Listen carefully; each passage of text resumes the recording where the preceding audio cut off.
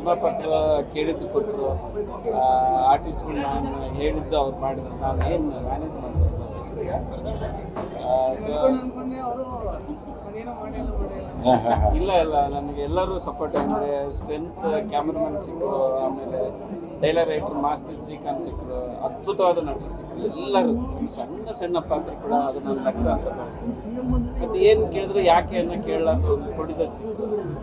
So ನಮಗೆ ಯಾವಾಗಲೂ decision ತೊಗೊಳಕ್ಕೆ ನಮ್ಮ ಕ್ರಿಯೇಟಿವಿಟಿ ಸುಧಾಕರ್ ಅವ್ರು ನಮ್ಮ ಫ್ರೆಂಡ್, ಅವ್ರ ಜೊತೆಗಿದ್ದು. ಸೊ ಈ ಟೀಮ್ ಇದ್ದರೆ ಏನಾದರೂ ಮಾಡ್ಬೋದು. ಸೊ ನಮಗೆ ಎಲ್ಲ ಅವ್ರಿಗೆ ಅವ್ರದ್ದು ಒಂದು ಪಂಚ ಅಂದರೆ ಪಂಚ. Thank you.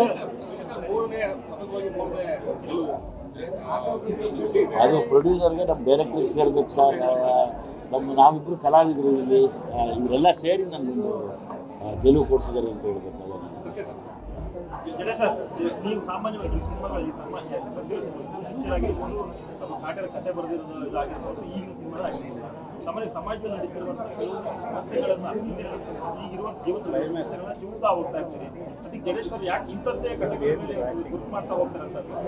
ನನಗೆ ಸಿನಿಮಾ ಅಂದರೆ ಮನೋರಂಜನೆ ಜೊತೆ ಸ್ವಲ್ಪ ವಿಷಯಗಳನ್ನ ತಗೊಂಡೋಗ್ಬೇಕು, ವಿಚಾರಗಳನ್ನ ತಗೊಂಡೋಗ್ಬೇಕು ಅನ್ನೋದು ನನ್ನ ಪ್ರಕಾರ. ಸೊ ನಾನು ಆ ನಿಟ್ಟಿನಲ್ಲೇ ವರ್ಕ್ ಮಾಡ್ತೀನಿ. ಬರೀ ಮನೋರಂಜನೆ ಅಲ್ಲ, ಅದ್ರ ಜೊತೆಗೆ ಕೆಲವು ವಿಚಾರಗಳು, ಅದರಿಂದ ಸ್ವಲ್ಪ ಹೊತ್ಕೊಂಡು ಹೋಗಿ ಸ್ವಲ್ಪ ಯೋಚನೆ ಮಾಡಬೇಕು.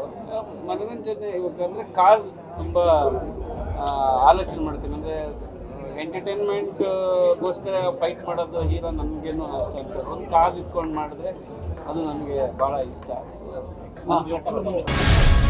ಗ್ಯಾರಂಟಿ ನ್ಯೂಸ್, ಸುದ್ದಿ ಖಚಿತ, ನ್ಯಾಯ ನಿಶ್ಚಿತ.